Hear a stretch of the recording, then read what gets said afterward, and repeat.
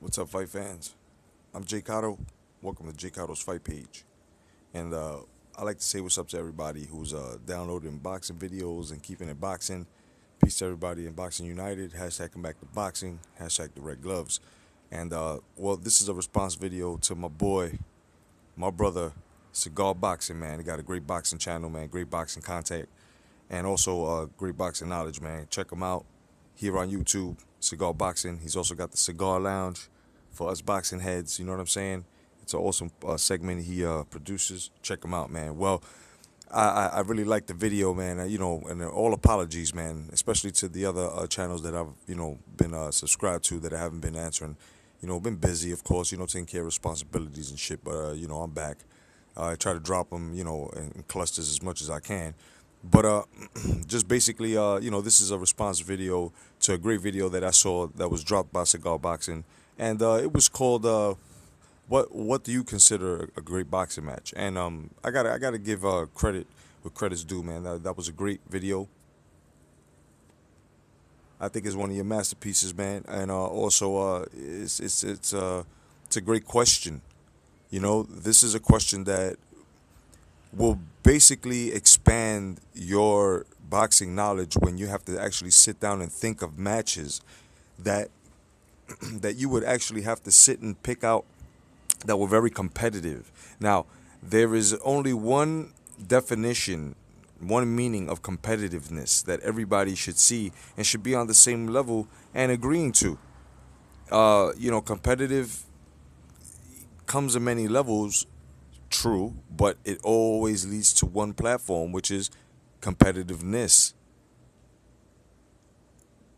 A great performance, not lackluster.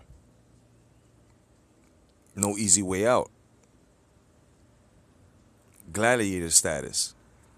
Testing yourself. Baptism under fire. Adversity. Getting punched back. Pressure applied to you. Sitting in your corner. And even though you're following direction, for some fucking reason, it's not going well for you. But at the end of the day, your favorite fighter, the fighter you follow, or you being that fighter, conquered all the odds. In which brings your greatness forward. Now, to me, I would have to say examples of matches for me would be, let's say, Early Shavers versus George Foreman. Two of the heavyweights' hardest hitters, the top hardest hitters going against each other. Great fucking fight, and they both got tested. You know what I mean? Both hit each other. Both were hitting like fucking mules. Nothing scientific about that match. It was what two big heavyweights were supposed to do in that era. Another one would be Tommy Hearns versus Marvelous Marvin Hagler. That one was a scientific slugfest. For as long as it lasted.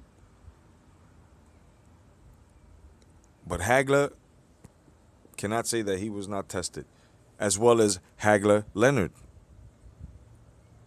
Where Sugar Ray Leonard proved that his greatness was just that. Being off 5 years. Especially because of a detached retina. And also being known as the most retiring welterweight ever, right? Yeah, but so many divisions at being champ. And it's just, they don't make them like they used to, of course. But those are just some of the matches for me.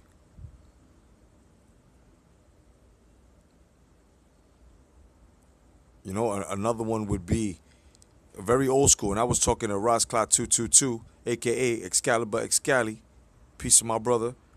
hashtag MOBC, you know, was talking to him the other day about some casuals and some newbies not actually knowing who Reuben Hurricane Carter was, and also not knowing that George Benton was the goddamn grandfather of the shoulder roll, and it's just fights like that, both of them, Also, I would have to say Mike Tyson versus Francis Botha, where Tyson was I think coming back for like the third time, and he had to get very technical, down and dirty in that fight, and dig to the body a lot, and that was a very good fight where you can see Mike Tyson being pushed at especially at a later age, a little bit past his prime, but he still was able to get the knockout. But he had to work for that. He had to go to the body a lot of combos. I for one, I like watching technique, and I saw a lot. You know, um, you know, there's so many. Ali Frazier, the first one. We can talk about all three, but the first one, that right there, you have to, you have to really look at that masterpiece as to Frazier at the time, where Ali was just coming back because of being stripped, because of government sanctions over him not going to the war, and it's just a lot of bullshit politics that that hurt Ali. But Ali fought adversity, but he lost, of course, But both of these men were never the same after that fight. Now we could take that never the same, positive and negative, where physically, they really weren't the same, especially Ali. But at the same mentally, Ali kept with that push, because after that fight, he just wouldn't let nothing else be. And you know,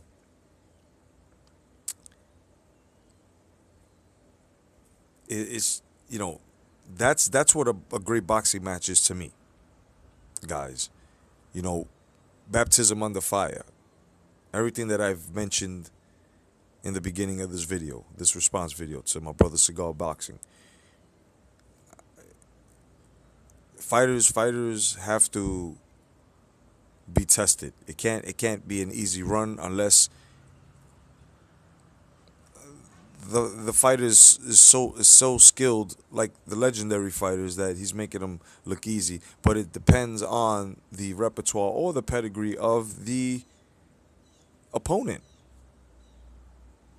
Whether your fighter is the opponent or the champion, either way, it still has to be tested. Anthony Joshua was semi-tested.